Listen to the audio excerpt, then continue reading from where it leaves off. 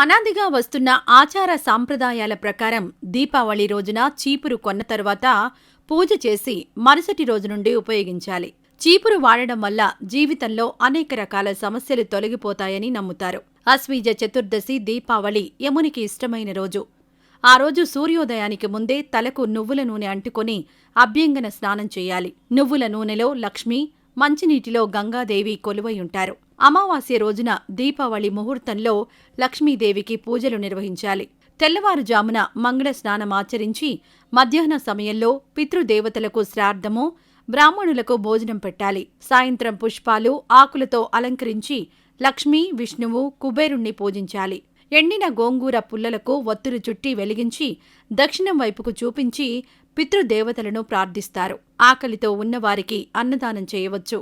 లక్ష్మీదేవిని ఆరాధించేది సంపదలు, శుభాలు కలిగేందుకే. అదే సమయంలో హిందూ సంప్రదాయాల ప్రకారం ఒక్కో పండుగకు ఒక్కో ఆచారాన్ని పాటించడం అలవాటుగా, ఆనవాయితీగా వస్తోంది. అయితే దీపావళి పండుగకు మాత్రం మన ఇంట్లో పాత చీపురు స్థానంలో కొత్త చీపురును కొనుగోలు చేయడం చాలా ప్రాంతాల్లో ఆచారంగా కొనసాగుతోంది. చీపురును చాలా మంది లక్ష్మీదేవిగా భావిస్తారు. దీపావళి రోజున చీపురు కొనడం కూడా శుభప్రదం.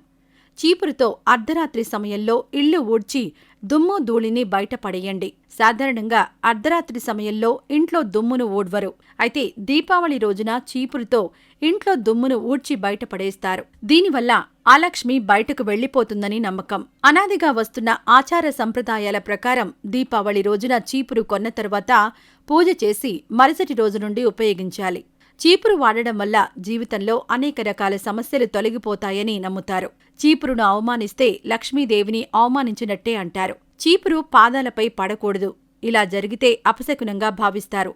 ఐశ్వర్యానికి ఆది దేవత లక్ష్మీదేవి చీపురులో నివాసముంటుందని నమ్మకం. కాబట్టి దీపావళి రోజున లక్ష్మీ శాశ్వతంగా నివసించే చీపురును దేవాలయంలో దానం చేసినా మంచిదని చెబుతుంటారు. దీపావళి రోజునే కాకుండా శనివారం తప్ప వారంలో ఏ రోజైనా చీపురు కొనుక్కోవచ్చు. శనివారం మాత్రం చీపురు కొనడం అశుభంగా భావిస్తారు. దీపావళి రోజున కొత్త ఇల్లు, నగలు, వాహనాలు, గృహోపకరణాలను కొనుగోలు చేస్తుంటారు. అందుకే దీపావళికి అనేక కంపెనీలు ఆఫర్లతో ముంచెత్తుతుంటాయి.